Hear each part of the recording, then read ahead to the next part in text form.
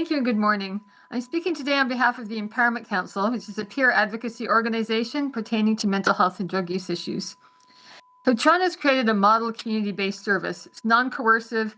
It's composed of a diversity of people who bring a range of experience. Most notably, many of the staff are from the communities of people who've been most at risk of use of force on police calls.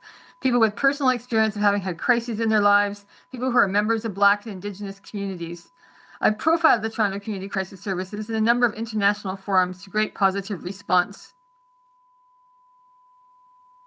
Why, you may wonder, are you having the unusual experience of an organization appearing to heap praise on what you've done? It's because the work isn't done, and it needs to grow to meet the demand.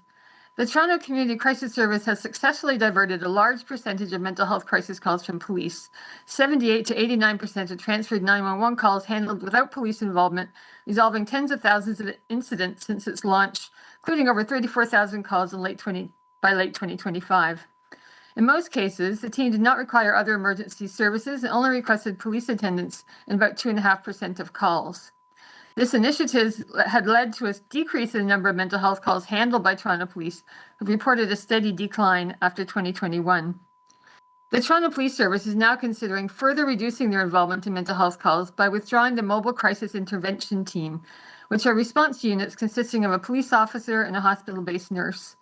This form of response was never actually asked for by the people who most often experience crises. When consulted before its founding, what people said they needed was a non-coercive, community-based alternative that bypassed police altogether. Now that alternative exists, and it's achieved exactly what everyone wanted.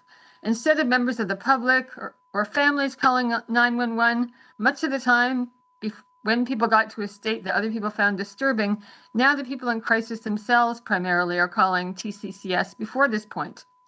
Satisfaction with the survey is very high, both among the clients and members of the public. People are left with their dignity as well as their safety. TCCS needs further resources to keep meeting the needs of Torontonians.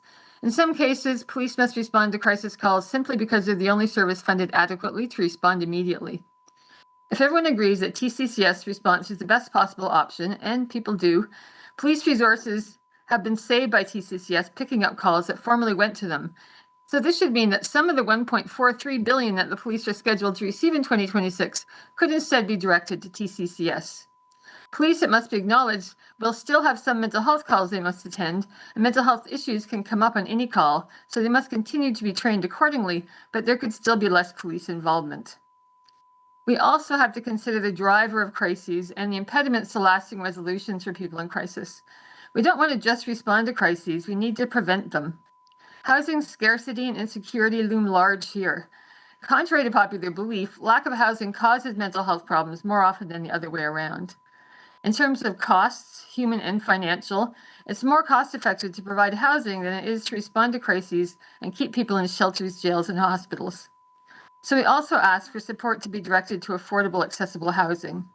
Accessibility in mental health terms is rarely considered, but critical to housing some people with mental health issues is adequate soundproofing.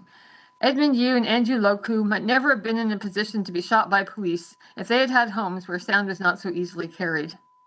Also worth noting in terms of types of housing required is that in many cases a superior alternative to supportive housing is the provision of flexible supports that follow the person, so people can move and keep continuity of care and have ebbing and flowing needs without their housing having to change or be lost altogether when their needs change.